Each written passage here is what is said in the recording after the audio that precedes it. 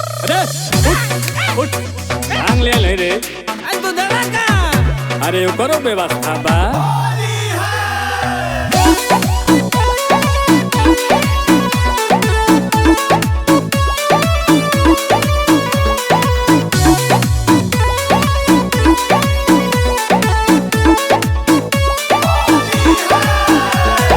हालही के भैया के गौना भइल बा, हमनी घरे दूध के उठौना भइल बा। होलिये में भैया के गौना भइल बा, हमनी घरे दूध के उठौना भइल बा। नया नया अइली भौजा हई, नया नया अइली भौजा हई। रंग के बहाने देखी मुँह लिहल जाई, मिलल बे दहेज भैंस दूह लिहल जाई। जबरी उघारी उनकर घूह दिहल जाई, मिलल बे दहेज भैंस दूह लिहल जाई।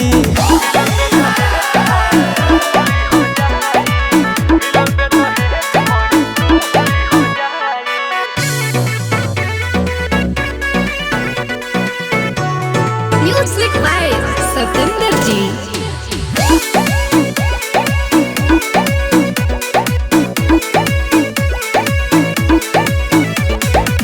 खोली है के बाड़ी ना तो तोड़ देवे के, लोर में पुआ के भांग घोर देवे के, अरे घोर देवे के।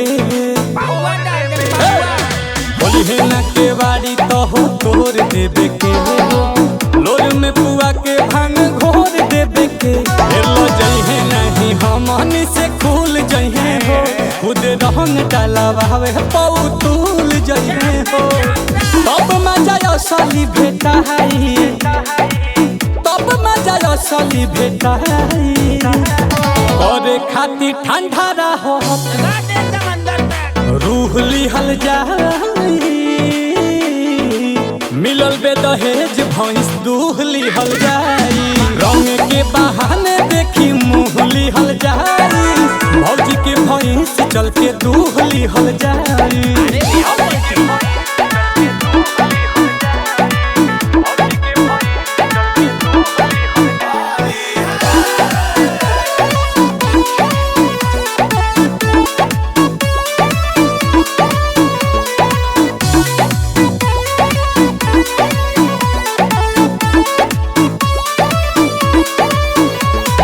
कोई खाची गोबर गोईठा गाज देवे के, खैला के बाद तसली माज देवे के, अरे माज देवे के। अरे माज कोई खाची गोबर गोईठा गाज देवे के, खैला के बाद बर्तन माज देवे के।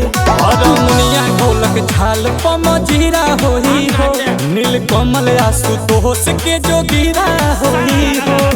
सोनू संगे होलरी भाजाई, साजन संगे होलरी भाजाई।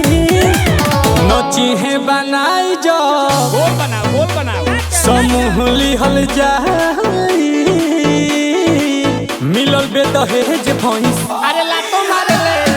रंग के बहाने देखी मुँह लिहल जाई, भौजी के बहिन धक सॉरी लेकिन वो भैंसे लगा बड़ी पनीर भरवा का चाहो बनाओ वरना मिली। कहाँ जात कर रे?